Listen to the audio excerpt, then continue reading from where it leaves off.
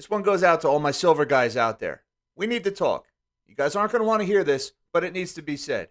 We need to ditch this talking point about how solar panels are going to drive all this demand for silver and the price is going to moon. Now, I'm still bullish on silver, but it has nothing to do with solar panels. What's up, guys? I'm nobody special, and the reason why I say we need to ditch this talking point about solar demand for silver, because of two reasons. First one, the era of easy money is coming to an end, and we're on the brink of a global debt implosion.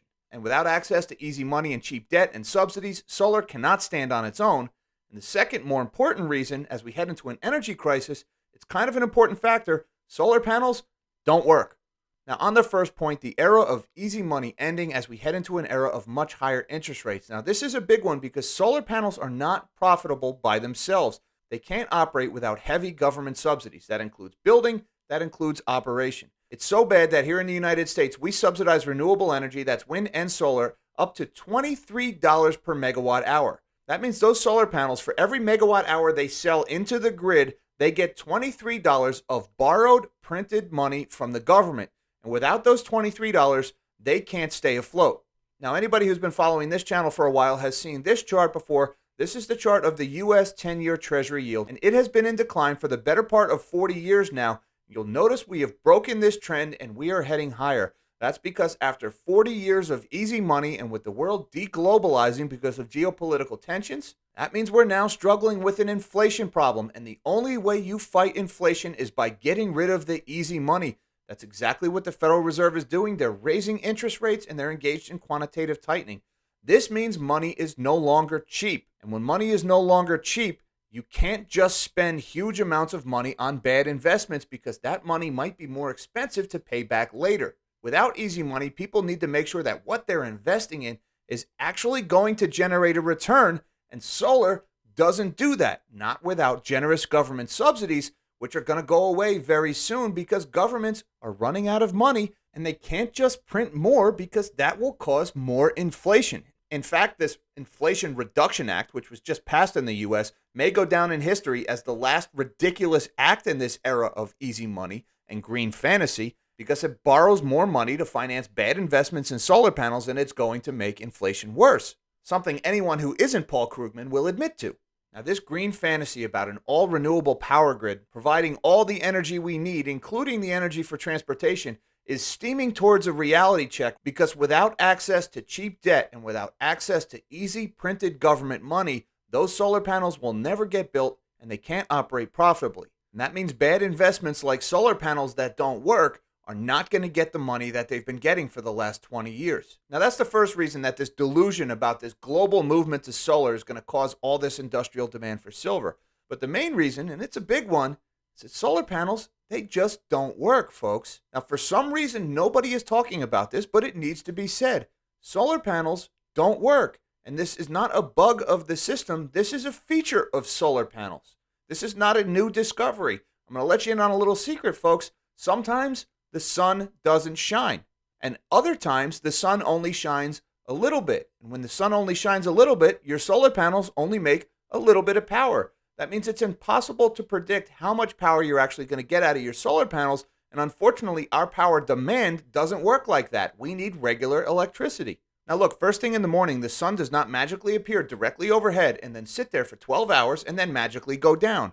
No, the sun starts low in the sky, and over the course of the day, it slowly rises until it's directly overhead, and then it slowly declines until it sinks below the horizon. Now that solar panel is only producing 100% of its rated capacity when the sun is directly overhead. In the morning and at night, it's only producing a fraction of its rated capacity. And I would also point out that the sun only passes directly overhead a couple of weeks out of the year.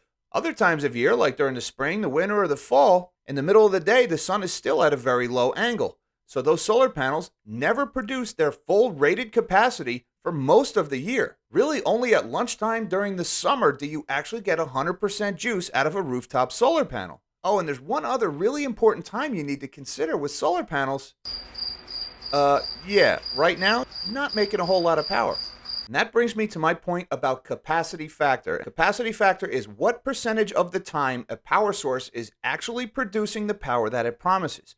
And solar is by far the lowest capacity factor of any power source available to us, coming in at just 24.5% capacity. That means that 3/4 of the time a solar panel is not making any power. Now put yourself in the position of a European heading into this winter. Imagine you're somebody who just lost your job because the factory shut down because they couldn't afford the power prices.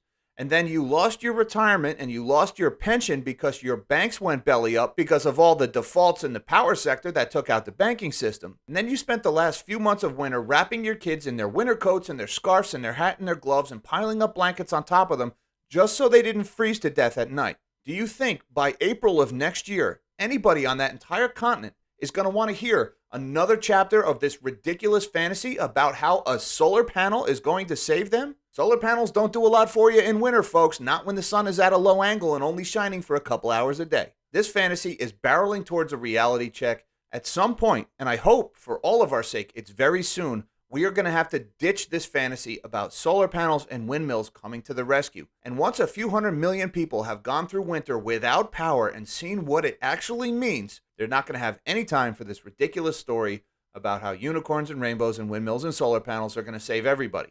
So silver investors need to stop embracing this fantasy that demand for solar panels is going to cause silver prices to skyrocket. That's a symptom of the same disease that's causing all of the money printing and this Keynesian financial mess that we're struggling with. And very soon people are going to realize that it just won't work. Now, that's not to say I'm not bullish silver. I'm incredibly bullish silver because I think one by one fiat currencies around the world are going to continue to fail. And as that happens, banks are going to fail right along with them. And everyday people across the world are going to be looking for safe places outside the establishment financial system to store their wealth. And that will drive demand for physical gold and silver through the roof. And that's when I think we finally find out what the real actual value of gold and silver will be. So if you silver bugs really want the mainstream to take you seriously, it's time to stop parroting this greeny talking point that solar panels will save us and they're going to cause all this demand for silver. It will never play out that way, folks. The numbers just don't line up. But lucky for us, we don't need those solar panels because investors will come piling into silver anyway when they realize there is no safe place left in the world to put your money. And if you think I'm kidding, folks, you can check out this video where I get into some of the numbers about just how much power we're actually getting from renewable energy. After decades of investment, the energy transition is fake. It's not happening. Till next time, live small and dream big.